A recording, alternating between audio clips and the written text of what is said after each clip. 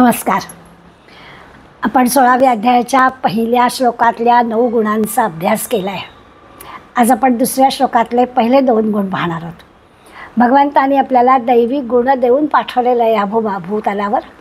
त्यामुळे त्या गुणांचा आपल्यामध्ये आहेच समावेश.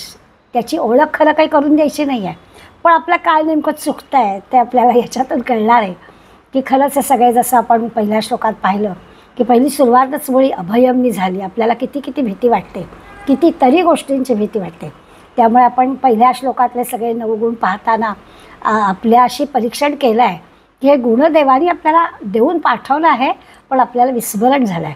ते पुन्हा गुण आपल्यामध्ये यावेत यासाठीचा हा सगळा अभ्यासाचा प्रयत्न. दुसऱ्या श्लोकातल्या पहिल्या गुणातल्या अहिंसेसाठी माऊलींनी केवळ एकच ओवी आपल्याला सांगितली. ती गेल्या वेळेला आपण सुरुवात केली आहे. आज आपण परत त्याचा विचार करणार आहोत.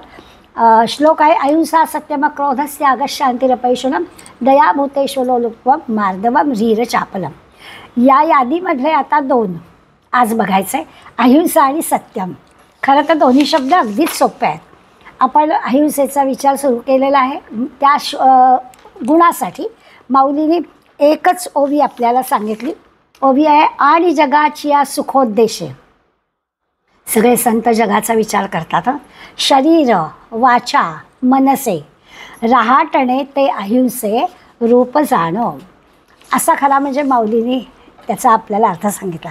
आता आपल्याला या ओवीचा विचार केला तर आपण अहिंसेला काय म्हणतो त्याची सुरुवात करताना आपण अर्जुनाची मनस्थिती पाहिली होती की गीतेच्या सुरुवातीला पहिल्या अध्यायात अर्जुनाने आपला विषाद सांगितला की मला युद्ध करायचं नाही. युद्ध करण्याच्या तयारीनं आला होता. युद्धाची जी काही गरज होती ती त्याला पक्की कळलेली होती. विजय नक्की मिळणार हे माहीत होतं. तरी देखील प्रत्यक्ष युद्धभूमीवर आल्यावर दोन्ही या सगळ्या सैन्याच्या मध्ये उभं राहिल्यावर अर्जुनाची जी काही परिस्थिती झाली ती विचारात घेता अगदी बरोबर आहे की माझ्याच स्वकीयांसाठी माझ्याच लोकांसाठी मी का बरं मला राज्य मिळावं म्हणून मी युद्ध करू असा प्रश्न त्याला पडला. हा आपण सगळा विचार करत होतो आणि हिंसा आणि अहिंसा शब्दांचे अर्थ जाणून घेत होतो की ही जी काही हिंसा माझ्या हातून घडेल ती मला पाप देईल, हे काही योग्य नाही अशी भूमिका अर्जुनाने मांडली. त्यावेळेला आपण म्हटलं होतं की आपल्याला सगळ्यांना अर्जुनाचा मुद्दा किती पटतो, कारण आपल्याला अहिंसा आणि हिंसा या 2 शब्दांचे अर्थ नीटपणाने शब्दशः अर्थ कळलेला असतो, पण त्याच्या मागचा जो खरा अर्थ आहे हेतू काय आहे त्यावरती अहिंसा कशाला म्हणायचं आणि हिंसा कशाला म्हणायचं हा त्याचा अर्थ आपल्याला समजून घ्यायचा आहे. माऊली आपल्याला सांगतायत की जगत उद्देशे काया वाचा मनाने जगाला सुखी करायचं आहे आणि जगाची या सुखोद्देशे शरीर वाचा मनसे. आपल्या शरीराने होणारं प्रत्येक कर्म, आपलं बोलणं वाचणं, आपण जे काही बोलू ते, आणि आपल्या मनात सुद्धा सगळ्यांच्या अगदी जगाचा, फक्त आपल्याचा नाही तर जगाच्या सुखाचा विचार व्हायला पाहिजे. अशा हेतूनं जे की आपण वर्तन करतो ना, रहाटणे ते अहिंसे रूप झालं, त्याला अहिंसा म्हणायचं. सगळ्या जगाच्या सुखाच्या उद्देशानं आपण जे काही कर्म करतो काया वाचा मनाने त्याला अहिंसा म्हणायचं असं माऊलींनी एका ओवीमध्ये व्याख्या सांगून टाकली. आता याचा विचार आपण करतो आहे. मी आत्ता म्हटलं तसं की भगवंतांनी 18 अध्याय गीतेमध्ये या जो अर्जुनांनी विषाद व्यक्त केला की अरे मी ही सगळी हिंसा करणार आहे, तेव्हा भगवंतांनी त्याला पटवलेलं आहे. आणि मग आपले पण हिंसा आणि अहिंसा शब्दाचे अर्थ त्यानुसार लक्षात घ्यायचे आहेत आपल्याला की अरे चांगल्यासाठी, आपल्या जगाच्याच भल्यासाठी हे सगळं करायचं आहे. तर ते जे काही आपण करतो आहे ती हिंसा नाही आहे, ती अहिंसाच आहे. नेहमी एक अगदी आपल्याला पटणारं उदाहरण दिलं जातं की एखाद्या शरीरातला एखादा अवयवाचा काही भाग हा काढून टाकणं हेच आवश्यक आहे, हेच योग्य आहे. ऑपरेशन करताना पोट कापलं आहे ते चांगल्यासाठी आहे, तर डॉक्टर हिंसा करत नाही आहे, आपल्याला बरं करण्यासाठी तो करतो आहे. असा विचार केला की आपल्याला हिंसा आणि अहिंसा हेतू काय आहे हा विचारात आपल्याला घ्यायचा आहे. अशा अर्थाने आपण बघायचं आहे. आपण जो महाभारताच्या युद्धाच्या सुरुवातीच्या वेळेला अर्जुनाचा अनुभव बघितला तसाच एक महाभारतातला प्रसंग असा आहे की जसा अर्जुन ज्या विषयामुळे त्रस्त झाला होता की ही हिंसा माझ्या हातून होते, माझ्याच लोकांना मी मारणार आणि मी राज्य घेणार, हे मला नको आहे, असं जे त्याला चाललं होतं. आणि त्यांनी त्याला जे युद्धामध्ये ज्यांना आपण मारणार आहोत ती त्याला हिंसा वाटत होती, आणि मग ती कशी हिंसा नाही आहे हे सबंध गीतेमध्ये आपल्याला पटवून दिलं आहे वगैरे वगैरे. तसंच्या तसं असं झालं की युद्ध संपताना अगदी अशीच भीती युधिष्ठिरांना त्रस्त करत होती. युद्धामधला जो की असा भीषण सगळा संहार झाला तो सगळा युधिष्ठिराला सहन होईना. आणि महाभारतामध्ये याच्यामध्ये वर्णन आहे की युधिष्ठिर वनात निघून जातो असं म्हणायला लागला. म्हणजे जी गोष्ट अर्जुनाने सुरुवातीला केली ती गोष्ट युद्ध संपताना युधिष्ठिर करत होता की नाही, मला हे काही संहार पाहवत नाही आहे, तर मी वनात निघून जातो. सगळ्या 4 उरलेल्या भावांनी आणि अगदी द्रौपदीनीसुद्धा युधिष्ठिराला विविध प्रकारानं समजावून सांगण्याचा प्रयत्न केला, पण त्याचा शोक आवरेच ना. आता त्याला समजत नव्हतं का, म्हणजे अर्जुनाने युद्धापूर्वी जो शोक व्यक्त केलेला होता त्यावेळेला सगळं तत्त्वज्ञान भगवंतानी त्याला सांगितलं. तेव्हा आता काही युधिष्ठिराला ते सगळं तत्त्वज्ञान पुन्हा सांगायची किंवा त्याला सांगण्याची आवश्यकता नव्हती. धर्मराज युधिष्ठिर श्रीकृष्णाला म्हणतातच आहेत, मी काय करावं ते मला कळत नाही आहे, तुम्हाला सांग समजावून. पण आत्ता ही जी युधिष्ठिराची मनस्थिती आहे ती जरा वेगळीच आहे. तो अर्जुनाला पण म्हणतो आहे की अर्जुनाला, मला ना तू लौकिक काय किंवा अगदी काय अलौकिक काय दोन्ही गोष्टी मला नीटपणानं कळत आहे, कोणत्या अर्थानं काय आहे हे मला कळत नाही आहे का. म्हणजे जसं गीतेत सांगितलं की कर्म कर आणि त्या कर्माचा त्याग कर, तर ही गोष्ट पण मला सगळी माहिती आहे. कर्म फक्त करायचं आहे, त्या कर्मामध्ये गुंतायचं नाही वगैरे वगैरे, किंवा वेदांमधले जे सिद्धांत आहेत ते पण मला माहिती आहे, त्याचंही ज्ञान मला आहे. व्यासाने काय सांगितलं, नारदांनी काय सांगितलं, भगवंतानी काय सांगितलं, या सगळ्याचा पण युधिष्ठिराला समजवण्याचा खरा म्हणजे प्रयत्न झाला. पण युधिष्ठिराची काही समजूत पटेना असा उल्लेख आपल्याला वाचायला मिळतो. अगदी इतका कशाला, शरपंजरी पडलेल्या भीष्मांकडे युधिष्ठिर गेला आहे. त्या भीष्मांनी देखील युधिष्ठिराचं परोपरीनं सांत्वन केलं आहे की तू हा शोक करू नकोस, हा शोक करणं योग्य नाही आहे, तू धर्माने राज्य करून दाखव, हे राज्य तुमचं आहे आणि तुम्ही धर्माने ते राज्य करा, असा तुझा राजधर्म आहे, असं पण भीष्माचार्यांनी युधिष्ठिराला समजावून सांगितलं. आणि मग आपल्याला माहिती आहे की ह्या हिंसेविषयी अनुशासन पर्वामध्ये युधिष्ठिराने विचारलं तेव्हा भीष्म त्याला सांगतात की अहिंसा म्हणजे काय. आणि त्याच्यात त्याने म्हटलं की अहिंसा म्हणजे परमज्ञान, शब्द लक्षात घेण्यासारखे आहेत. परमज्ञान, श्रेष्ठ ज्ञान म्हटलं आहे. तपश्चर्या, यज्ञ, फळ, परममित्र, परमसुख, परमसत्य, हे जे मित्र, सुख आणि सत्य हे परम एकदम श्रेष्ठ दर्जाचं, या सगळ्याला अहिंसा म्हणायचं. ह्या सगळ्यांसाठी जे आपण करणार आहोत, आणि तू युधिष्ठिरा जे काही केलं आहेस ना ती हिंसा नाही आहे, असं भीष्माचार्य या अनुशासन पर्वामध्ये स्पष्ट करून सांगतात. ते म्हणतात की हिंसा न करणारा जो पुरुष आहे ना हा सगळ्यांचा पिता आहे, असं भीष्माचार्यांनी वर्णन केलं. आता ह्याचा अर्थ काय, तर अहिंसा ही जी कृती आहे आपल्याला जे वाटतं आहे त्या अहिंसेचा अर्थ काय, तर अशी कृती की ती आपल्या आंतरिक ज्ञानावर, आपल्या मनावर अवलंबून आहे. आपला हेतू काय आहे. नेहमी उदाहरण देतात की आईने एक अगदी आपल्या पोटच्या पोराला कांशिलात मारली, तर तिचा काही ते शत्रू नाही येतो, काहीतरी त्याला चांगली सवय लागावी, चांगला संस्कार त्याच्यावर व्हावा, त्यांनी केलेली जी चूक आहे ती त्याला कळावी. हे मारणं म्हणजे हिंसा असा त्याचा अर्थ नाही, तर त्याच्या मागचा हेतू काय आहे हा लक्षात घ्यायचा. माऊलीने आपल्याला यापूर्वी पण आपण पाहिलं आहे 13व्या अध्यायामध्ये, तैसे ज्ञानामनाची भेटी सरिसेची अहिंसेचे बिंब उठे, तेची ऐसे किरीटी परिसाता. तेव्हा पण त्यांनी सांगितलं आहे की आपल्या मनामध्ये, आपल्या चित्तामध्ये जो खऱ्या ज्ञानाचा उदय होतो, आपल्याला ज्ञान होतं म्हणजे काय, तर ते ज्ञान म्हणजे आपली प्रत्येक कृती ही अहिंसात्मकच असते, दुसऱ्याला त्रास देण्याची नसतेच, त्याला अहिंसा म्हणायचं. म्हणजे बोलणं, चालणं, आपलं वागणं अतिशय दयाळूपणाचं, दुसऱ्याला बरं वाटेल, आनंद वाटेल, समाधान वाटेल, प्रत्येक वेळेला दुसऱ्याची काळजी घेऊन केलेलं असतं.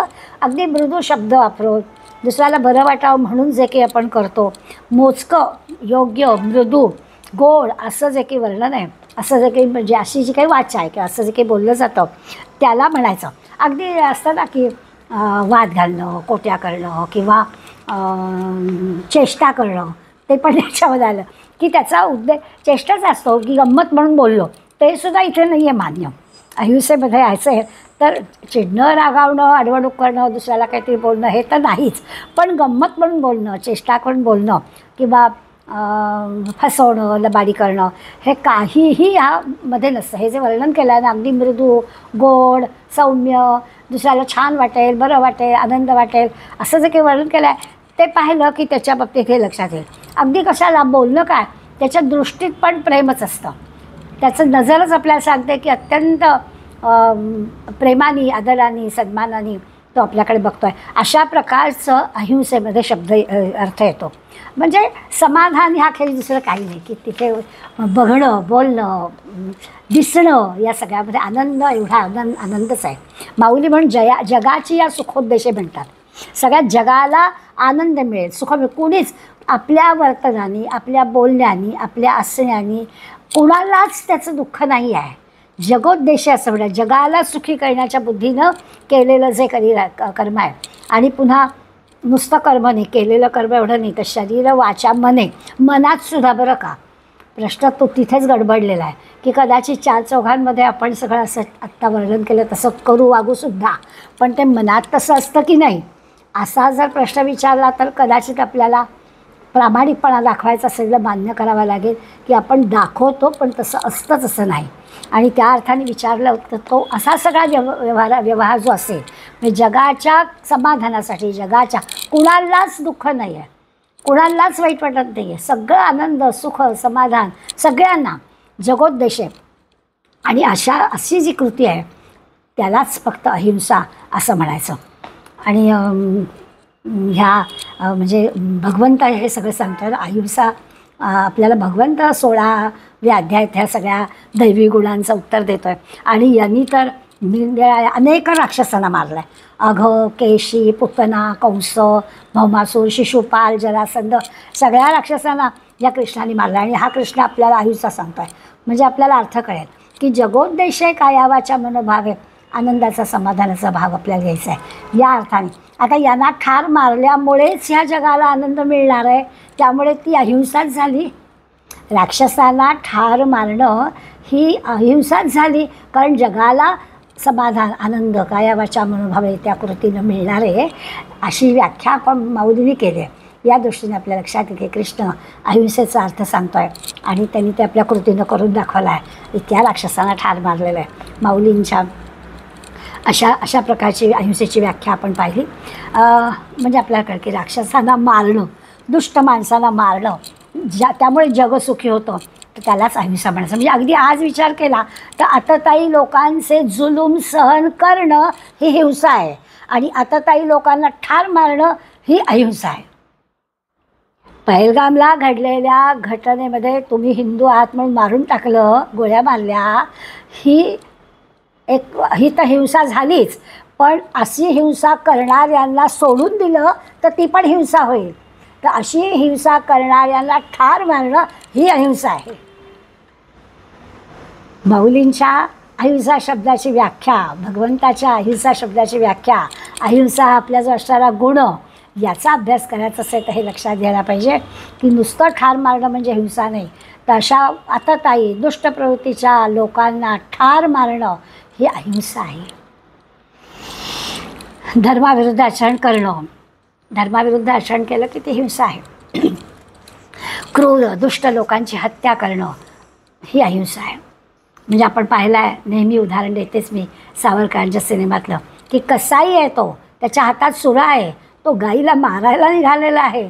अशा वेळेला गाय कोणत्या बाजूनी गेली आहे तर तो हिंसा करणार आहे ना, तसं नाही सांगतात. त्याला खोटं सांगणार. आता ते पुढे लगेच आपल्याला अहिंसा, सत्यम, क्रोध, त्या सत्यममध्ये हे उदाहरण आपल्याला घ्यायचंच आहे की तिथे खरं नाही बोलून चालणार, पण तिथे खोटं बोलणं हेच खरं आहे. गाईला ठार मारणं ही हिंसा आहे हे तर आहेच आहे, पण तो गाईला ठार मारतोय त्याला आपण मदत करणं ही पण हिंसा होईल. त्यामुळे तिथे आपल्याला त्याला शिक्षासन करणं ही अहिंसा आहे असा त्याचा अर्थ.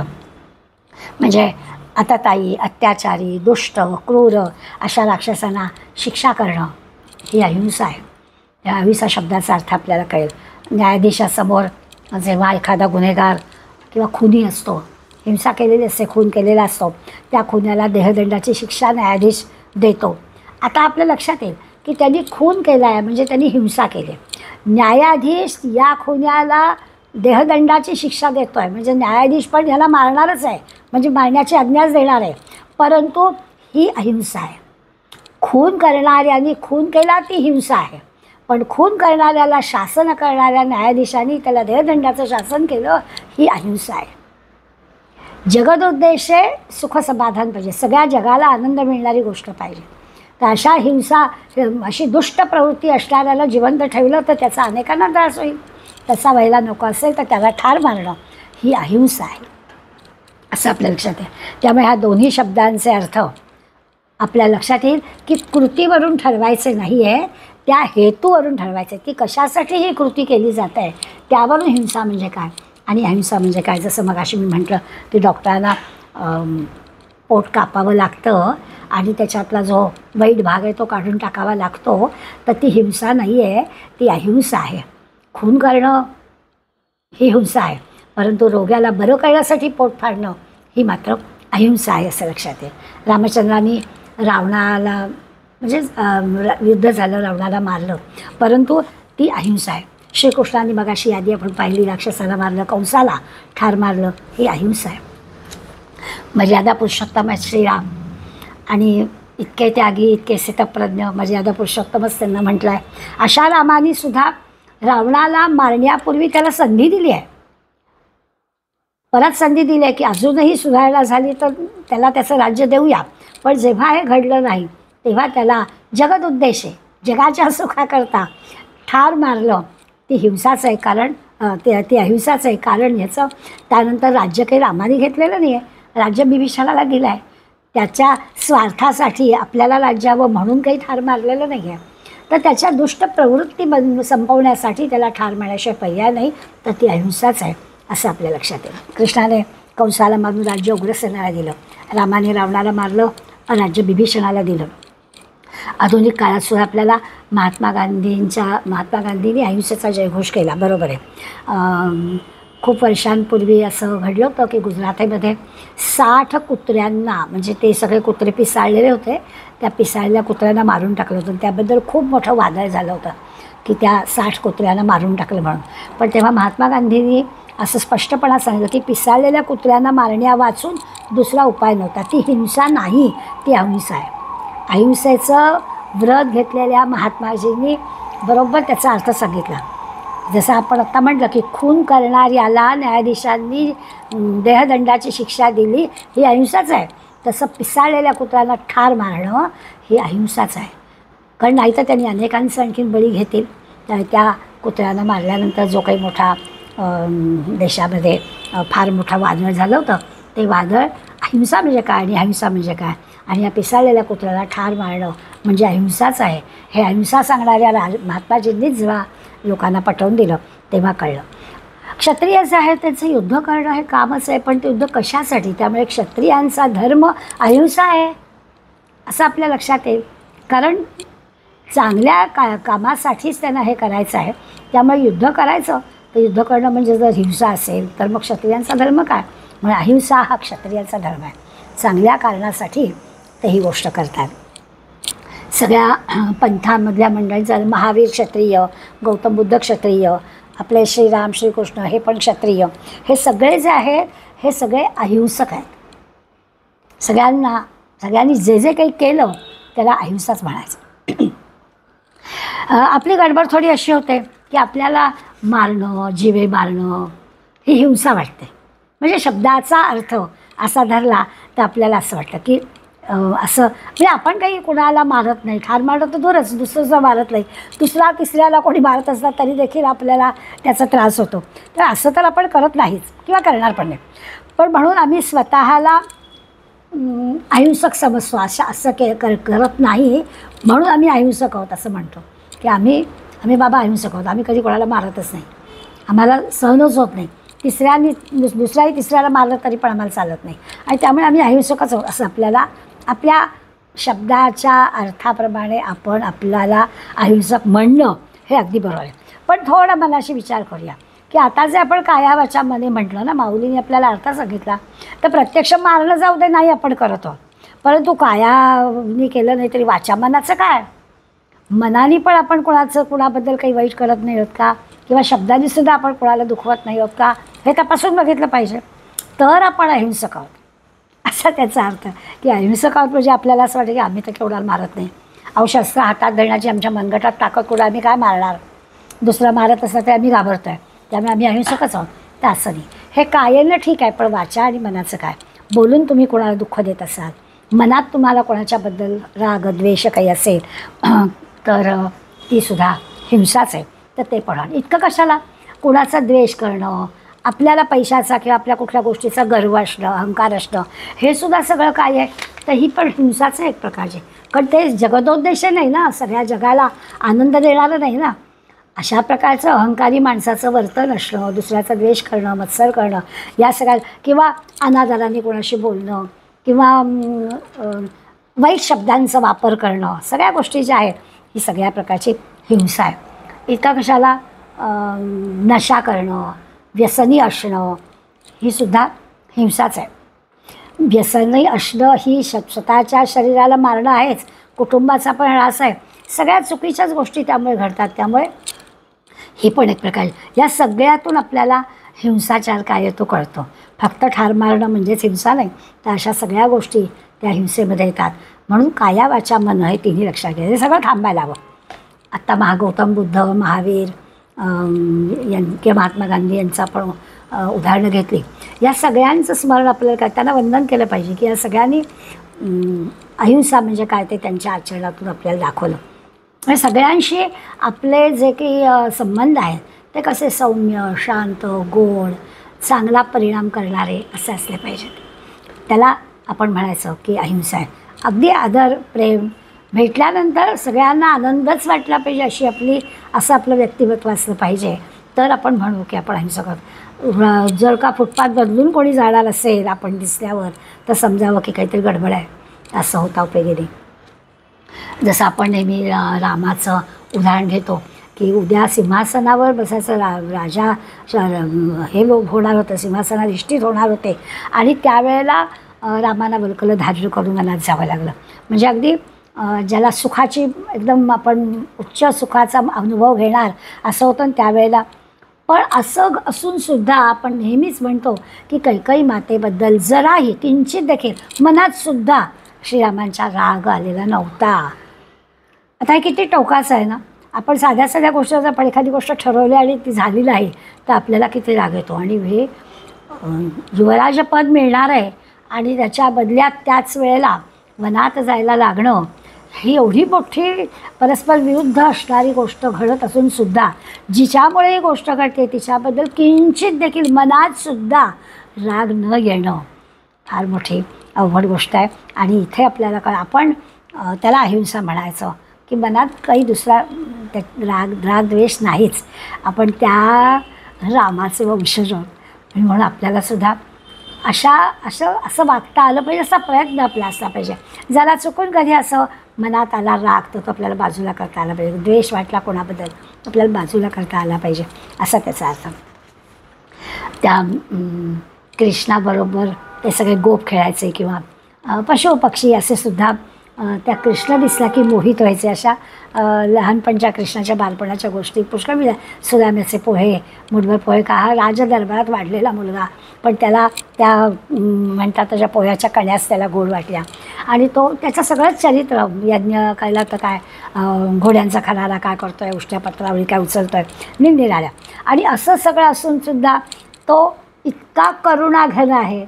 नुसतं पाहिलं की लगेच आता गोकुळाष्टमी आलीच आहे, कृष्ण जन्माचा दिवस आला आहे आपल्याला समोर. असा नुसता फोटो पाहिला, नुसतं एखाद्या पुस्तकाचा कृष्णाचा चेहरा पाहिला तरी इतका करुणा, इतकं हास्य चेहऱ्यावर आहे की असं दुसऱ्याला लगेच सुखाचा अनुभव आला पाहिजे. असं जे की त्या कृष्णाचे वारस आपण आहोत, त्या रामाचे आपण वारस आहोत. या अर्थाने सगळे संत शंकराचार्य, समर्थ, अगदी नामदेव, एकनाथ, या सगळ्यांचा, तुलसीदास, सगळ्यांचा विचार केला तर आपल्याला कळतं अगदी अलीकडे म्हणजे विवेकानंद, रामकृष्ण परमहंस, या सगळ्यांचे आपण वारस आहोत. यांनी जे सांगितलं, यांनी जो उपदेश केला, यांनी जे आचरण केलं आहे, या सगळ्यामध्ये त्यांचं आपल्याला दिसेल की त्यांनी अहिंसेचं पालन केलं आहे. कोणाही न घडो मत्सर असं जे म्हणतात त्याचं की कुठेच मनामध्ये. मग आत्ता मी म्हटलं ना की ती हिंसा आणि अहिंसा शब्दांचे अर्थ पाहताना आपण कायेचा विचार केला तर अगदी आपण सगळेजणं अहिंसकच आहोत, अगदी बरोबर आहे. पण ते माऊलींनी वाचा आणि मन सांगितलं ना, तिथे आपल्याला पुन्हा विचार मनात येतो आणि असं सगळं आठवतं की आपल्याला कोणासारखं ही सगळ्या मंडळींनी आपल्याला छानपैकी रस्ता दाखवला आहे, मिळवलेली पायवाट दिलेली आहे, त्या पायवाटेवरून आपण जायचं आहे असा त्याचा अर्थ. असं पाहिलं की ही एकच ओवी माऊलीने आपल्याला सांगितलं, पण आपल्याला अहिंसा म्हणजे काय याचा अर्थ कळला. प्रयत्न करायचा काया वाचा मनेनी जगदोद्देशे, जगाला सुख मिळेल अशा उद्देशाने आपलं आचरण ठेवायचं. आचरण दाखवणारी सगळ्या मंडळींचे आपल्याला त्यांच्या चरित्रातून दाखवून दिलेलं आहे. त्यामुळे आपल्याला हिंसा आणि अहिंसा काय ते काय. पुढला शब्द आहे अहिंसा सत्यम. आता या सत्यमबद्दल माऊली काय म्हणतात बघूया. इतक्या सुंदर सुंदर दृष्टांत दिले, ते सगळे दृष्टांत समजून घेणं म्हणजे आपली कसोटी आहे. माऊली पहिल्याच म्हणजे आता 115वी ओवी आहे. आता तिख होऊनी मवाळ, जैसे जातीचे मुकुल, का तेज परी शीतल शशांकाचे. दृष्टांत समजून घ्यायला हवा. तिख याचा अर्थ तीक्ष्ण, टोकदार, बोचणारं. आता तिख होऊनी मवाळ, मवाळ म्हणजे मऊ, म्हणजे तीक्ष्ण पण आहे, टोकदार पण आहे आणि मऊ पण आहे. परस्पर विरुद्ध असणारे गुण आहेत. ह्यात आहे दोन गुण कसे तर पाण्याला दोन्ही गुण आहेत. पाण्याजवळ पाणी तीक्ष्ण पण आहे, टोकदार पण आहे. अहो त्या दगडाला सुद्धा पाणी सारखं होतात राहिलं तर खड्डा पडतो, त्यामुळे तीक्ष्ण पण आहे आणि अगदी मऊ पण आहे. आता असं जर म्हटलं जैसे जैसे जातीचे मुकुल, मुकुल म्हणजे कळी.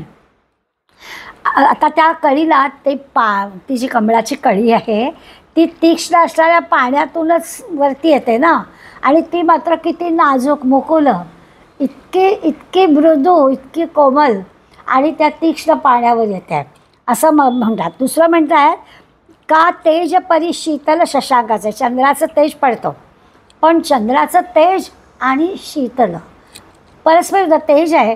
तेज असणार म्हणजे ते तेज शब्दामध्येच असं आलेलं आहे. असं असून सुद्धा कसं, जसं कळी आणि अणकुची दार. कळी आहे आणि तिला टोक आहे पण मृदू, तीक्ष्ण नाही आहे, आणि त्या पाण्यातून वर आलेली कळी आहे तरी देखील ती मृदू आहे, अत्यंत कोमल आहे. तसं आहे. आता हे सत्याबद्दल ते सांगत आहेत. म्हणजे काय आहे तर सत्य सत्य आहे पण कटू आहे. परस्पर विरुद्ध गोष्टी दोन्ही दिलेत त्यांनी की पाणी तीक्ष्ण आहे पण मृदू आहे. आपल्या डोळ्याला असं पुढे येणारच आहे. डोळ्याला असं आपण पाणी लावतो, तीक्ष्ण असणारं पाणी ज्याच्याजवळ एवढी ताकद आहे खरं म्हणजे, पण ह्या बुबुळांना ते त्रास देत नाही आहे. त्या मृदू असणाऱ्या कोमल कलिकेला, त्या कमळाच्या कळीला जराही त्रास देते, अलगदपणानं वर येतं आहे आणि ती कळी छानपैकी वर येऊन खरं ती टोकदार आहे पण तरी देखील ती मऊ आहे. असं टोकदार आणि मऊ, तीक्ष्ण आणि मऊ. आणि दुसरं पण तेज आहे पण शीतल. आता असं कसं होईल ना, तेज आहे, अग्नी आहे आणि हातावर घेतला आणि वा वा काय गार वाटलं आहे, जसं बर्फ घ्यायचा हातावर आणि मग म्हणायचं काय काय काय हा हा काय गरम वाटतं आहे, असं कसं होईल ना. तर ते तो अंगी गुण आहे तसाच असणार, पण हे मात्र परस्पर विरुद्ध दोन गुण एकाच ठिकाणी कसं आहे ते माऊली आपल्याला सांगतायत. आणखीन काही सांगतायत म्हणजे त्यांना सांगायचं सत्य आहे तर सत्य गोडच असलं पाहिजे ना, तर सत्य कटू असतं. यासाठी ते असे परस्पर विरुद्ध आपल्याला गोष्टी सांगतात की आपल्याला कसं, आता ज्या सत्याबद्दल आपण विचार करणार आहोत ते सत्य मगाशी जसं आपण अहिंसेचा विचार केला की ते जगदोद्देश सगळ्या जगाला आनंद देणारं असलं पाहिजे, तसं सत्य पण असंच असलं पाहिजे की सगळ्यांना आनंद देणारं असलं पाहिजे. पण ते कसं आहे तर पहिल्याच ओवीमध्ये परस्पर विरुद्ध असणाऱ्या उदाहरणं दिली, पाण्याचं, चंद्राचं, आणि सांगितलं की तसंच सत्याचं आहे. सत्य आहे म्हणजे ते गोड असायला पाहिजे पण ते कटू असतं. कसं आणखीन सांगतात, जे बोलण्यातला जे काही गोडपणा आहे, कोवळेपणा आहे ते खरं सत्य असलं पाहिजे. किंवा मनामध्ये एखादा काही शंका आली, संशय आला, तर तो संशय जर दूर करायचा असेल तर तो गोड बोलण्याने किंवा अशा ह्यानी होत नाही ना, काहीतरी तो संशय दूर करायला आपल्याला कठोर तीक्ष्ण बोलावं लागतं. पण असं कठोर बोलल्यानंतर ते सत्य आहे ते काय ते कळतं. आणि म्हणून त्यांनी म्हटलं की सत्य आहे ते खरं गोड असायला हवं, पण ते कटू असतं. तीक्ष्ण शब्दांनी खरं काय आहे ते सांगावं लागतं, जशास तसं करावं लागतं. म्हणून सत्य हवं असेल तर त्या सत्याला अशा पद्धतीने सामोरं जावं लागतं. पण या दोन्ही गोष्टी त्याच्यामध्ये आहेत. आणखीन पुढल्या 116व्या ओळीत पण उदाहरण देत आहेत. शक्य दावितांची रोगू फेडू आणि जिभे तरी नव्हे कडू, ते वोखटू नाही माघडू उपमा कायची. ते म्हणतात की असं औषध दाखवलं तर दाखवत्याचंही काही रोगाचा नाश ते औषध करत नाही, ते खावं लागतं ना. आणि खायचं आणि जिभेला कडू लागणार नाही. खरं तर दाविताची रोग नुसतं दाखवून काही रोग बरा होणार नाही. तर काय होतं, जिभे तरी नव्हे कडू. पण असं आहे का की दाखवून नाही होते बरोबर, पण जिभेला पण ते कडू लागणार नाही. नुसत्या दाखवण्याने काही बरा होणार नाही रोग, तर घ्यायला लागेल, पण ते जिभेला पण कडू असणार नाही असं औषध नाही असू शकत ना. मग त्याची उपमा कशी आहे, ते वोखदू नाही माघड उपमा कायची.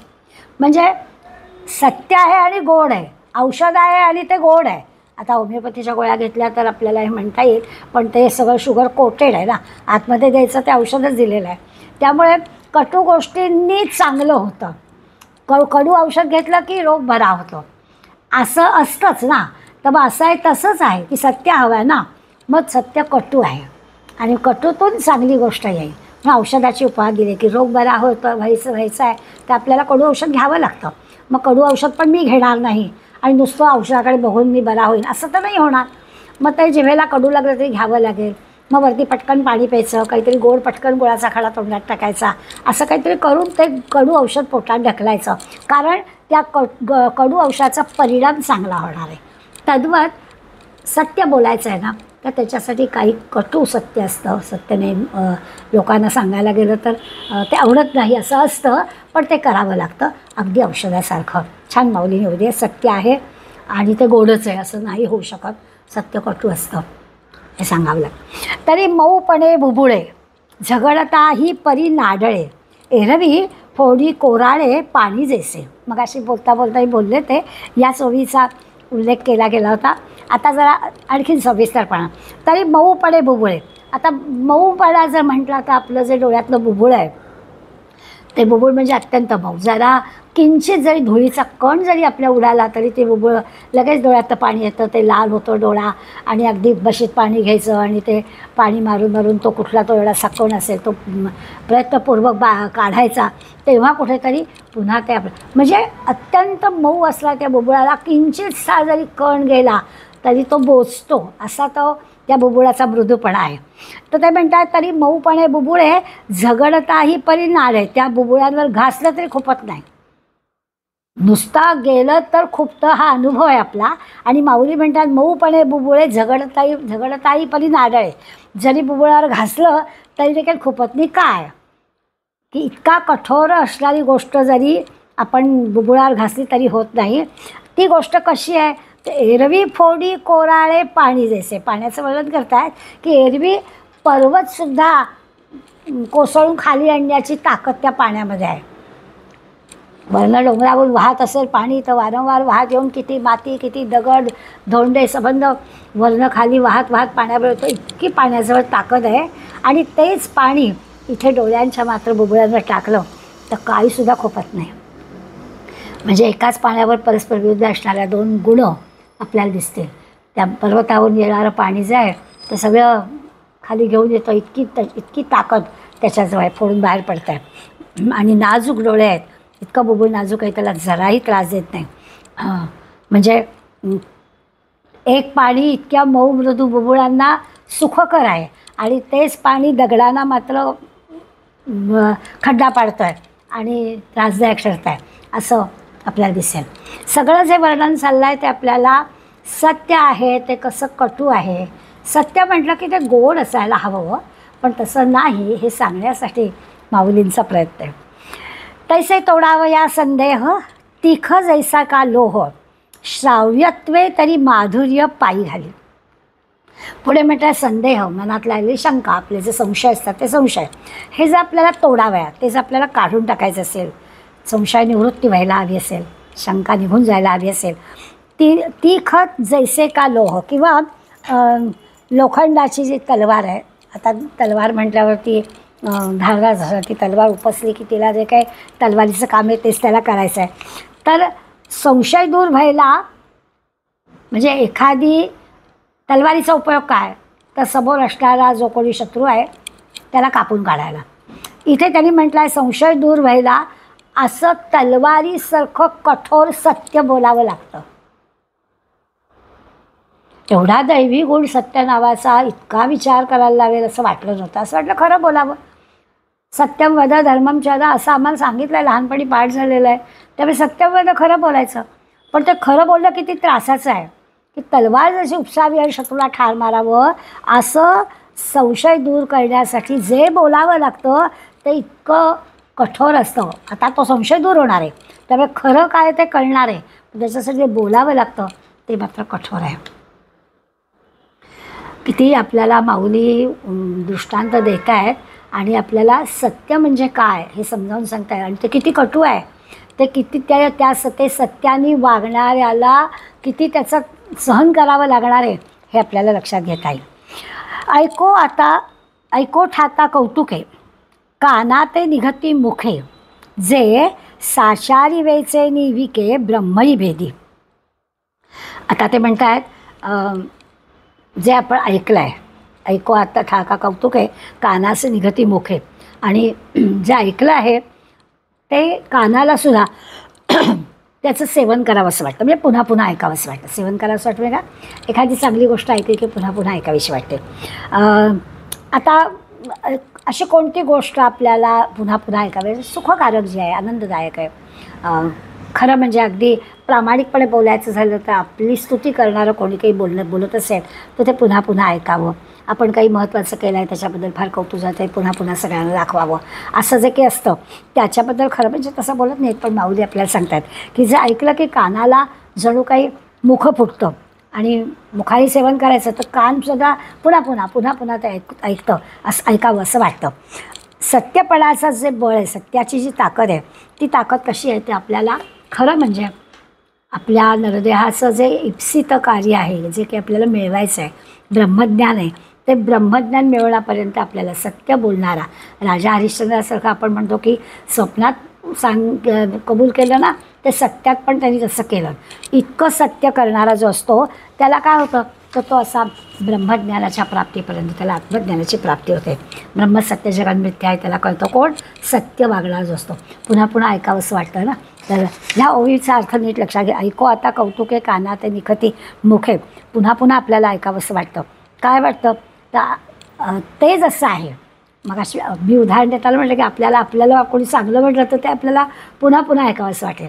ते जसं आपल्याला वाटतं पुन्हा पुन्हा ऐकावं असं वाटतं तसं सत्याच्या बाबतीत आहे. जर सत्याने वागायचं ठरवलं तर खरंच पुन्हा पुन्हा माणूस सत्यानेच वागेल, चुकीचं वागणारच नाही. आणि असं नेहमी सत्याने वागणारा जे कटू आहे, खरंच त्रासदायक आहे, असं सत्याने वागणारा जो आहे म्हणजे हरिश्चंद्राचं नाव मी घेतलं की तो.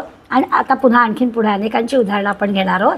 या सगळ्यांचं जे आचरण आहे ते ब्रह्मज्ञानापर्यंत त्यांना एका सत्य ह्या गुणामुळे घेऊन जातो, कारण ते सत्यानं वागणारे असतात. आपण काही उदाहरणं घेऊया, कळेल आपल्याला.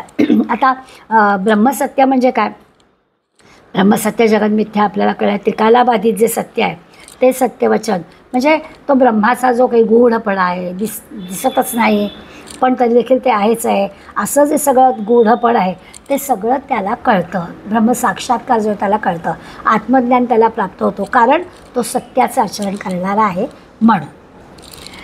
पुढल्या ओवीत म्हटलं आपण 124पर्यंत ओव्या घेऊया आणि मग आपण काही उदाहरणांचा विचार करू की खरंच हे सत्य म्हणजे काय आहे.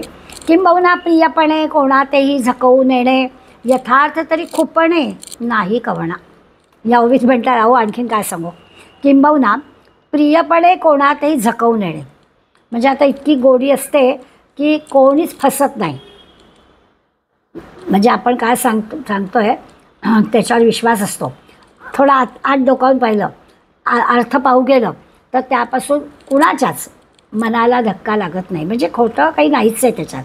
काही कोणाला खुपत नाही, कोणाला वाईट वाटत नाही, सगळ्यांना म्हणजे कोणाला धक्का बसत नाही. सत्याबद्दल चाललं आहे. आता सत्य कटू असतं, किती कठोर असतं वगैरे वगैरे झालं. आता सांगतायत त्याची इतकी गोडी असते, कारण जो सत्याने वागतो तर ब्रह्मज्ञानापर्यंत जातो. मग त्याचं वागणं कसं असतं, तर त्याचं वागणं इतकं सत्य, इतकं शुद्ध असतं की कोणी फसत नाही, कोणी गडबडत नाही. नीट अर्थ समजून कळलेलं असतं त्याला काय म्हणायचं आहे ते. जराही धक्का बसत नाही, कोणाला काही खुपत नाही. अशा प्रकारचं हे सत्य असतं. आणखी म्हणतात यरवी गोरी कीर काना गोड, परी साचाचा पाखाली कीड, आगीचे करणे उघड परी जळवते साच. लक्षात घ्यायला पाहिजे. काय म्हणतात की हे होतं ना की पक्षी असतात, त्या पक्ष्यांना पारध्याचं जे गाणं असतं ते गाणं कानाला त्यांच्या गोड लागतं. आकर्षित होतात ना त्या पक्ष्यांना पकडण्यासाठी. पारध्यांचे वेगवेगळे हे असतात. यरवी गोरी कीर काना गोड, एरवी असं आपल्याला दिसतं की कानाला ते गाणं गोड लागतं. पण जर का खरं विचार केला तर काय घडतं, नीट खरेपणाच्या दृष्टीनं, सत्याच्या दृष्टीने जर पाहिलं तर ते त्या पक्ष्यांच्या किंवा त्या हरणाच्या दृष्टीनं घातक असतं. आता त्या बिचाऱ्यांना कळत नाही, त्यामुळे ते आकर्षित होतात असं दिसतं आपल्याला. समोर अग्नी आहे आणि तो बिचारा त्याच्यावरच जातो, तर त्याला कळत नाही ना, त्या आकर्षित होतो कसा. त्याची अशी उदाहरणं आपल्याला माऊली देतातच. इथे पण ते म्हणतात की त्याचं गाणं आहे, पारध्याचं गाणं आहे. पारधा फसवतो आणि या पक्ष्यांना किंवा हरणांना तो आकर्षित करतो.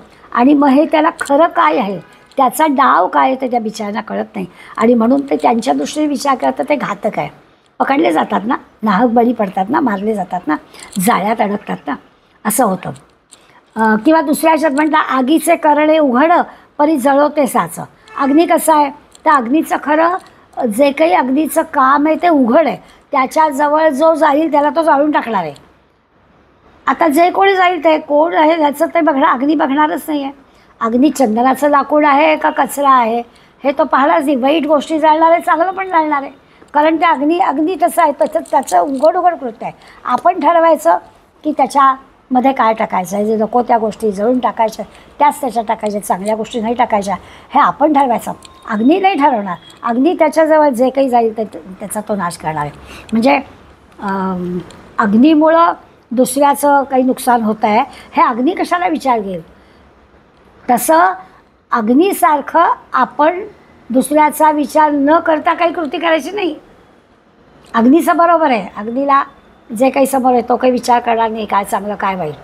माणसाने असं नाही, मी खरं बोलणार आहे, मी स्पष्ट वक्ता आहे असं म्हणून जर काही बोलायचं ठरवलं तर त्याचं काय होईल, ते समोरचं कुणाला कुठलं बोचेल हे कसं कळणार. त्यामुळे मी स्पष्ट वक्ता आहे, माझंच बरोबर आहे, मी म्हणेन तेच खरं आहे, अशा वृत्तीनं कोणी बोलला तर कसं चालेल. तर त्याला काही सत्य म्हटलं जात नाही. सत्य कटू असतं आणि त्यामुळे ते कटू सत्य कोणाला कटू न वाटता कसं सांगायचं याचा विचार करायला पाहिजे. नाहीतर मग काय घडतं, ते असा गोड बोलल्याने त्या पारध्याचं गोड बोलणं असतं, गातो बिचारा आणि बरोबर त्याला पकडतो. हे काय आहे, ही फसवेगिरी आहे, हे काही सत्य नाही आहे. त्याचं गाणं गोड आहे हे खोटं आहे. कारण त्या गोड गाण्याचा परिणाम चुकीचा आहे. त्या पक्ष्यांना बिचाऱ्यांना पकडलं जात आहे. त्यामुळे तो जो खरेपणा आहे अग्नीजवळ असणारा किंवा या पारध्याच्या गाण्याजवळ असणारा हा काही खरा नाही, कारण दुसऱ्याला त्रासदायक आहे. कानी लागता महुर अर्थे विभाडी जिव्हार, ते वाचा नव्हे सुंदर लावची पा. अगदी राक्षसिनी किंवा काय म्हणायच्या हडळ अशा ज्या असतात ना दुष्ट प्रवृत्तीच्या, त्यांचं उदाहरण ते म्हणतात कानाला अगदी गोड लागेल असं कानी लागता महुर अर्थे विभाडी जिव्हार. पण कानाला गोड लागलं तरी आपल्याला म्हणजे बोलणं गोड आहे, सुंदर सांगतायत हे कर, पण रूप मात्र वेगळं धारण केलेलं आहे, त्याचा हेतू मात्र काहीतरी दुष्ट आहे. असं जर असेल तर ते काही सत्य नाही. खरं कसं असलं पाहिजे, जसं बोलणं आहे तसं रूप असलं पाहिजे. बोलणं गोड, पुतना दिसायला काय रूप घेऊन आली, अगदी छान गवळणीचं सुंदर तरुणी म्हणून, आणि प्रत्यक्षात मनात पाप आहे. तसं कानी लागता महुर अगदी कानाला गोड लागलं, पण अर्थे विभाडी जिव्हार. पण जर का नीट विचार केला त्या बोलण्याचा, कानाला जे गोड लागतं आहे ते जर आपण आत अगदी डोकावून पाहिलं, काय आहे बाबा हे, तर काळीज भेदून जातं. ते काही सुंदर भाषण नाही आहे. असं मनाला दुःख देणारं जे बोलणं आहे, ते भाषा किती सुंदर असली, कानाला किती गोड वाटलं तरी ते वेगळंच आहे. ते असं राक्षसी हडळ यांच्यासारखं आहे, बोलतात एक आणि प्रत्यक्ष मात्र भलतंच. किंवा ते वाचा नव्हे सुंदर झालं. म्हणजे एखाद्याकडं असतं ना की आपण बोलीभाषेमध्ये असं बऱ्याचदा होतं की एखादा कोणी भोळसट असला तर त्याच्याकडून काही चूक झाली तर असं कुत्सितपणानं तो फार शहाणा आहे अशी फ्रेज आपण वापरतो. आता तो फार शहाणा आहे हे काही शब्द वेगळे आहे, तो फार शहाणा आहे या शहाणा शब्दाचा अर्थ इथे तसा नाही आहे. या शब्दाचा अर्थ तो अत्यंत चुकीचं वागतो आहे असंच आपल्याला मिळेल. फार शहाणा आहे तो, तसा ह्या याच्यात दिला आहे की आगीत वाचा नव्हे सुंदर लावची पा. त्याच्यात त्यांना नेमकं हेच म्हणायचं आहे की शब्द वेगळे आहेत, शब्द चांगले आहेत, पण अर्थात गेलं तर ते वाईट आहे. एखाद्याला कुचकेपणानं बोलायचं, फार शहाणा आहे तो, तर तो काही शहाणा नाही, तो कसा वेडा आहे किंवा तो कसा महामूर्ख आहे ते सांगण्यासाठी तो शब्द वापरलेला असतो. म्हणजे भाषाशास्त्राच्या दृष्टीने आपण व्यंगार्थ जसा म्हणतो ना की शब्द वेगळे आहे, त्याचा अर्थ आपल्याला अभिप्रेत असणारा वेगळा आहे.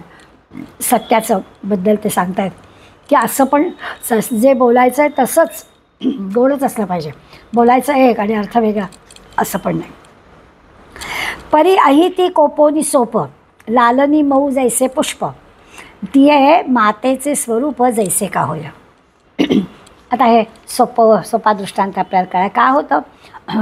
कोप आला समजा रागवल्यावर किंवा दुसऱ्याचं अकल्याण होईल असं बोलणं, रागावून बोल. परी अहिती, अहिती म्हणजे अकल्याण, जे हिताचं नाही ते दुसऱ्याचं अहित होण्याबद्दल बोलणं किंवा रागावून बोलणं. हे कसं आहे ते असं बोलणं हे पोकळ असतं.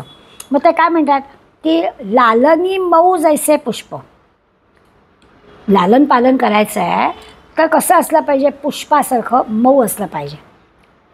फुलाची उपमा दिली, लालन पालन करायचं तर ते मऊ असलं पाहिजे. आईचं कसं असतं, आईचं रूप कसं आहे, ती गोड बोलते, मुलाला समजावून सांगते, मुलाच्या कल्याणासाठी करते.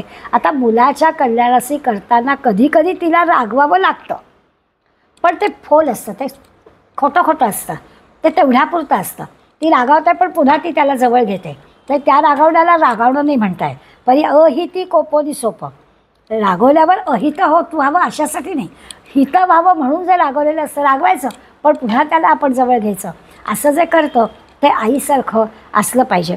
तर त्याला हे आहे बाळाच्या कल्याणासाठी प्रासंगिक थोडंसं कधीतरी तिचा भाव तसा असतो, परंतु तेवढाच असतो, ते काही कायमस्वरूपी नसतं. तैसे श्रवण सुख चतुर परिणामोनी साचार बोलणे जे अविकार ते सत्य येथे. आता आपल्याला शेवटची 124 सत्याबद्दलची आहे, त्याच्यात त्यांनी खरी व्याख्या सांगितली. तसं श्रवण सुख चतुर जे आपल्याला ऐकलं, जे कानावर आपल्या पडत आहे त्याच्यावर सुखाचीच आपल्याला प्राप्ती होते, छान वाटतं. ऐकलं की कानावर पडलेल्या शब्दांचा परिणाम गोड होतो. परिणामीनी साचार इतका परिणाम गोड होतो की असं त्याला काहीच नाही, कुणालाही त्याचं दुःख होत नाही. जे बोलणं असं जे असतं, बोलणे जे अविकार, कुणाचाही कुठल्याही प्रकारचं मनामध्ये काही भेद येत नाही, अविकार अविचार येत नाही, चुकीचं काही दुसरं नाहीच, चांगलंच, त्याला सत्य म्हणायचं. आत्ता म्हटलं तसं कल्याणासाठी कठोर असतं, कल्याणासाठी काही वेळेला असं पण असं कानाला सुख देण्याविषयी कैसे श्रवण सुखे चतुर असे जे कुशल असतात की कानालाही गोड परिणामी पण सत्य, कुणालाच न दुखवणारं, त्या भाषणाला सत्य म्हणायचं. आपल्याला नेहमी सत्यम ब्रूयात प्रियम ब्रूयात असं म्हणतात. न ब्रूयात सत्यम अप्रियम. अगदी थोडक्या शब्दांमध्ये खरी सत्याची डेफिनेशन सांगितलं. खरं बोलायचं, सत्य पण अप्रिय बोलायचं नाही, म्हणजे खरंच बोलायचं पण अप्रिय पण नाही असता कामा, किंवा सत्य आणि प्रिय दोन्हीही एकत्र यायला हवेत का आपल्याला. म्हणजे सत्य तर नेहमी, आत्ता आपण पाहिलं सत्य नेहमी कटू असतं असं सांगितलं, आणि खरं सांगायला गेलो तर लोकांना ते सत्य सांगायला गेलं तर बोचतंच. आपण नेहमी म्हणतो खरं सांगायची सोयच राहिली नाही. खरं सांगायला गेलं की जसं आपण अहिंसेबद्दल बोललो तसंच इथे पण होतं की ते सत्य काही लोकांना पचत नाही, समजून घ्यावं लागतं. माऊलींनी सांगितलं सत्य कसं तीक्ष्ण आहे किंवा मऊ पण आहे, दोन्ही आहे. आईचं रागावणं कसं तीक्ष्ण पण आहे पण मऊ पण आहे. ते तेवढ्यापुरतं मर्यादित स्वरूपात काही काळापुरतं तीक्ष्ण वाटेल पण परिणामी ते मऊच आहे, अंतिमतः कल्याणाचंच आहे. मग असं आपण पाहिलं की कृती नाही महत्त्वाची, त्या कृतीच्या मागे हेतू काय आहे तो महत्त्वाचा आहे. मारणं पण मारण्याच्या मागे हेतू काय आहे तसं इथे पण आहे की आपण खरं कशाला म्हणायचं तर ते अंतिमतः कल्याणाचं असलं पाहिजे. त्या क्षणाला जे आपण करतो आहोत ते कदाचित असत्य असेल पण ते अंतिमतः कल्याणाचं आहे. म्हणजे मग अशी जे कसायचं उदाहरण दिलं ते एकदम परफेक्ट आहे की गाईला मारतो, त्याच्या हातात सुरा आहे, तो गाईला मारायला निघाला आहे, तर गाय कोणत्या दिशेनं गेली आहे असं जर आपल्याला विचारलं त्या कसायनी तर आपल्याला खोटंच बोललं पाहिजे, दुसराच मार्ग सांगितला पाहिजे. ज्या दिशेने गाय गेली आहे तो रस्ता न दाखवता या बाजूला गाय गेली असंच सांगायला हवं. आणि ते खोटं जरी बोललं असतं तर ते खरंच आहे. अशा पद्धतीचं आहे. तैसे श्रवण सुख चतुर परिणामे साचार. ज्या नुसत्या कानांना गोड वाटेल असं कानांना गोड वाटलंच पाहिजे, परिणाम पण त्याचा चांगला झाला पाहिजे, त्याला सत्य म्हणायचं. दोन्ही शेजारी शेजारी गुण आहेत, दोन्हींचा आपल्याला अर्थ कळेल. अहिंसेचा अर्थ आपल्याला कळला की मारलं जरी असलं, युद्ध जरी आता करतायत पांडव, त्यावेळेलासुद्धा हिंसा होते असं त्यांना वाटतं आहे परंतु ती अहिंसा आहे. परिणाम त्याचा काय आहे याचा विचार करा. तो मनात त्याचा हेतू काय आहे, का आपण मारतो आहे, हा हेतू शुद्ध स्वच्छ आहे, निर्मळ आहे, त्याचा विचार सत्यमध्ये करायचा आहे की सत्यसुद्धा काय आहे. तर सत्य आणि प्रिय बरोबर आहे, असायला हवं. खरंच बोलायचं, चांगलंच बोलायचं, आवडणारच बोलायचं, प्रियच बोलायचं. न ब्रूयात सत्यम अप्रियम. पण सत्य बोलण्याच्या भानगडीत हे जर नुकसान होणार असेल तर ते बोलू नये असं ते सांगतात. अगदी निरपेक्ष सत्य असं ज्याला म्हणायचं. सगळ्या काळी सर्व परिस्थितीमध्ये आपल्याला त्या सत्याचा विचार करायचा आहे. नेहमी म्हणतं मग अशी म्हटलं तसं की ज्याला ही खरी हिंसा आणि अहिंसा शब्दाचा अर्थ कळले, म्हणजे त्या प्रत्येक कृतीमागचा हेतू कळला आहे की तो ब्रह्मापर्यंत पोचतो, तसं इथे पण आपल्या लक्षात येईल. असं ज्याला कळलं आहे की खरं सत्य म्हणजे काय, तर परिणाम ज्याचा चांगला होतो ते सत्य आहे, असं ज्याला कळलं आहे तर त्यांच्या आपल्याकडे ब्रह्मसत्य जगन मिथ्या असं नेहमी वाक्य असतं. ते ब्रह्म काय तर सत्य आणि हे जे दृश्य जग आहे ते मिथ्या असं सारखं आपण म्हणतो. परब्रह्म ज्याला म्हणतो आहे ते सगळं काय तर सत्य, बाकी उरलेलं सगळं जे आहे ते असत्य. किंवा ज्याला आपण नित्य म्हणतो, जे आहेच आहे, ईश्वर आहेच आहे तर तो सत्य. असं सगळ्या सत्याची व्याख्या आपल्याला माहिती आहे. जे काही ज्ञानमय आहे ते सगळं सत्य आहे. जे काही अनंत आहे त्या परमात्म्याची जी काही सगळी विशेषण आहेत, अनंत आहे तो सत्य आहे, त्यामुळे कल्याण करणार आहे, त्या सगळ्याला सत्य म्हणायचं. किंवा भारताचं घोषवाक्य सत्यमेव जयते, सत्याचाच नेहमी विजय होतो असं आपण म्हणतो. त्यामुळे सत्य हे काही आपल्याला पण त्याचा अर्थ आपल्याला नीट समजला पाहिजे. आपण स्वतः सत्याचं आचरण करायचंच म्हणजे किंवा सत्याची बाजू घ्यायचीच हे तर आहे, तसा आपला निश्चयच असला पाहिजे. सत्यमेव जयते म्हणजे मी सत्याने वागेन किंवा जो सत्य वागतो त्याचीच बाजू मी घेईन असा सगळा त्याच्यात अर्थ आहे. मग अशा आपण राजा हरिश्चंद्राचं उदाहरण घेतलंच की तो जराही सत्यापासून ढळला नाही. सगळं राज्य त्यांनी देऊन विश्वात्र दिलं आणि नाना प्रकारच्या आपत्ती त्यांनी सहन केल्या, परंतु दिलेला शब्दपत्र पाळला. आता मग अशा रामाने 14 वर्ष वनवास सहन केला, कारण वडिलांनी वचन दिलं होतं ते खरं करण्यासाठी. सत्यमेव जयते, वडिलांनी दिलेलं वचन खरं करायचं म्हणून रामाने 14 वर्ष वनवास सहन केला. म्हणजे सत्याच्या जे काही सत्याचं परिपालन करायचं, सत्याने वागायचं आहे तर त्याच्यासाठी खरंच हे उदाहरणं घेतली तर अपरंपार सामर्थ्य असायला लागतं. खऱ्या सत्याने वागायचं असं जर ठरवलं तर खरोखर फार मोठं. असंच त्या पांडवांजवळ एवढं मोठं सामर्थ्य होतं म्हणून त्यांनी त्या द्यूतात हारले आणि तरी देखील त्यांनी वनवास सहन केला. असं सत्य परिपालनासाठी असं सगळं फार मोठं सामर्थ्य लागतं, तरच सत्याने वागता येतं असं म्हणायला हवं. सिद्धार्थाची गोष्ट सांगतात की तो वैराग्य धारण करायला गेला. काय त्याला हवं होतं, ते त्याला सत्य शोधायचं होतं. सत्य शोधण्याची जी उपासना आहे अनेकांनी आपल्याला करतात. शंकराचार्यांनी ती उपासना जगभर प्रवास केला. का तर सत्य शोधायचं होतं. स्वामी रामतीर्थांनी सत्य शोधण्यासाठी आपला देह गंगार्पण केला. खरं शोधणं काय नेमकं आहे हे शोधणं.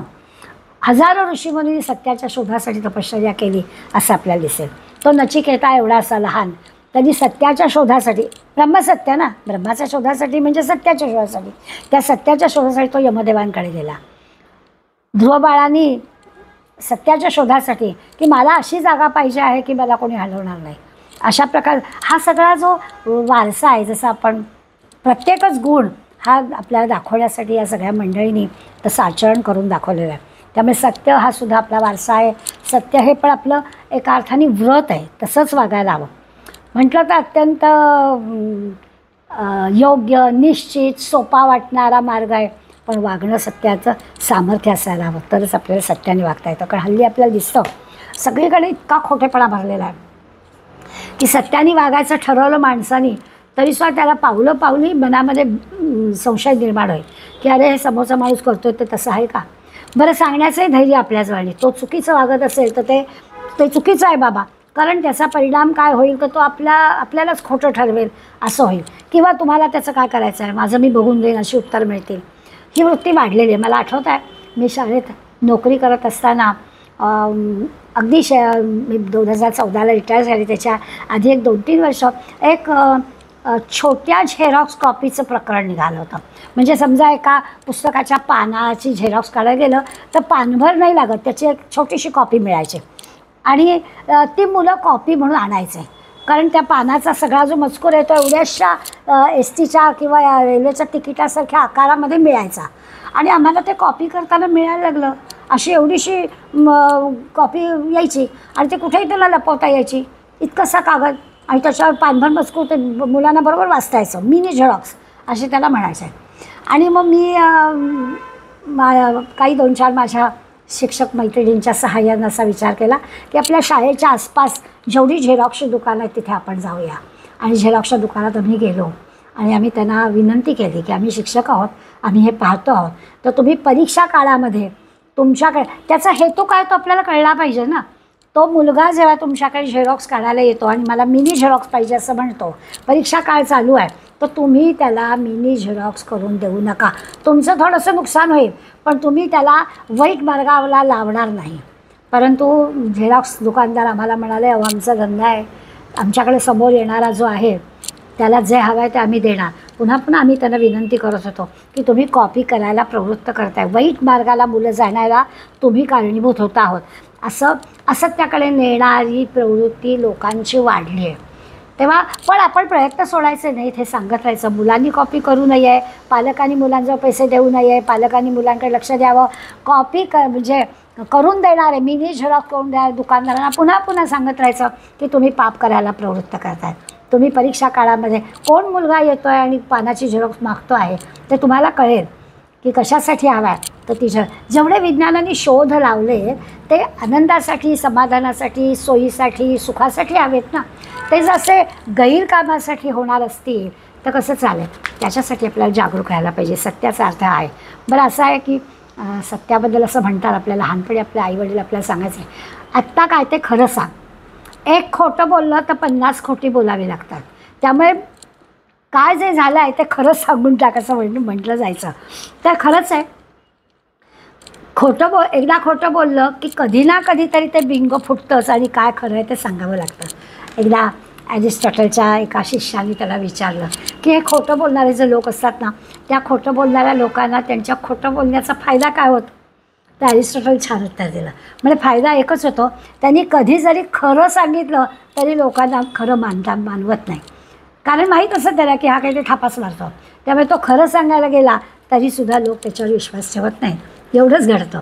तर तसं आहे की हे असं जग इतकं खोट्याने भरलं आहे. तर खरंच समोरचा माणूस, आता आपल्याला माहिती आहे की आपण हल्ली दार उघडायचं तर आपण फक्त म्हणतात तसं दरवाजा उघडतो आणि कोण आहे अनोळखी असेल तर आपण तो सेफ्टी डोअर पण उघडत नाही, जर आतूनच कारण विश्वास गमावला गेलेला आहे ना.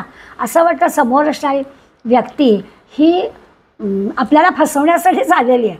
खरं काही आहे बरोबरच आहे, चांगलंच आहे असं वाटण्याचे दिवसच संपलेले आहेत. प्रत्येकात काहीतरी संशय आहे, खोटं आहे, अशीच आपली समजूत झालेली आहे. असं घडतं आहे. त्यामुळे खरं काय प्रत्येक वेळी सगळीकडे दुष्टपणाने आणि अशा ह्यानी लोक असतात असं नाही, पण आता तसं घडलं आहे, असं घडतं आहे. त्यामुळे आपल्याला सावधानपणानं वागावं लागतं. इथे मात्र आपल्याला कळेल काय होतं तर नेहमी असं असताना खोट्या गोष्टी असतात ना, त्या खोट्या गोष्टी लोकांना खऱ्या वाटाव्या म्हणून जाहिरात करावी लागते. खरी गोष्ट असते ना ती खरी तर लोकांना कळतेच, त्याला काही जाहिरात करावी लागत नाही. मी आपल्या गमतीनं म्हणते, फेअर अँड लवली जाहिरात करतात आणि एक असा चेहरा असा असा बदलत बदलत 10-12 दिवसामध्ये अगदी काळ्याचा छानपैकी गोरा गोरा होऊन जातो. हे या अशा प्रकारच्या गोष्टींना अशा प्रकारची जाहिरात करावी लागते. खोट्या गोष्टींना जाहिरात करून ते खरं कसं आहे ते सांगावं लागतात. म्हणून माऊलींनी आपल्याला या सगळ्या ओव्यांमधून जे दृष्टांत दिलेत ना, ते पुन्हा एकदा आपण जर पाहिले म्हणजे काकांच्या ओव्यातून पाहूच आपण, पण फार दृष्टांत छान देत. कमळाची कळी किती मृदू स्पर्श आहे, पण पाण्याचं भेदन करून ती वर येते. तसं सत्य असतं, मृदूपणे पण मृदू पण कठोरपणानं. चंद्राचं चंद्रप्रकाश येतो पण कसा शीतल असतो, तसं सत्य असतं. कठोर वाटेल पण तेच सत्य असतं. तलवारीसारखं तीक्ष्ण असतं. सत्य पुन्हा पुन्हा कानांना आनंद देणारं, ऐकावंसं वाटेल असं असतं. खरं असतं, खरं आहे आणि न खुपणारं आहे. बुबुळांचं उदाहरण दिलं. प्रिय आहे, आवडणारं आहे, कानाला गोड आहे. अर्थानं विचार केला तर कानाला गोड, पण अर्थानं विचार करायला झोंबणार, ते काही सत्य नाही असं पण माऊलींनी सांगितलं. आपण त्यावेळेला पुतना मावशीचं उदाहरण घेतलं की ती पुतना कशी, तर ती दिसायला सुंदर पण वाईट हेतून आलेली, म्हणून तिनं तसं रूप घेतलेलं आहे, म्हणून ते सत्य नाही. मग सत्य प्रिय हवं, गोड हवं, परिणाम त्याचा चांगला हवा, अशा पद्धतीनं. बरं, पुन्हा नुसतं वैयक्तिक नाही तर सामूहिक, राष्ट्रीय, आध्यात्मिक, अगदी पारमार्थिक सगळ्या ठिकाणी हे महत्त्वाचं आहे. किंवा कलेमध्ये, इतिहासामध्ये, विज्ञानामध्ये, गणितामध्ये, सगळ्या विषयामध्ये, सगळ्या व्यवहारामध्ये, सगळ्या आपल्या बोलण्या चालण्यामध्ये या सत्याला फार महत्त्व आहे. हे असं सगळं ओळखून जर का आपण आचरण केलं तर देवाने आपल्याला गुण दिलेला आहे ना सत्याचा, तर ते आपल्याला यश ऐश्वर्य मिळवून देणारा गुण आहे. अशा अर्थाने आपण या सत्याकडे बघितलं पाहिजे. त्यामुळे आपल्याला अहिंसा आणि सत्य अशा दोन गुणांचा आपल्यामध्ये आहेतच, त्याचा अर्थ आपल्याला कळला आहे. त्याच्या पद्धतीनं आपण आचरण करण्याचा प्रयत्न करावा असं भगवंत तुम्हा आम्हाला सुचवत आहेत. आज आपण इथे थांबूया, काकांच्या ओव्या ऐकूया आणि अर्थ समजून घेऊया. धन्यवाद.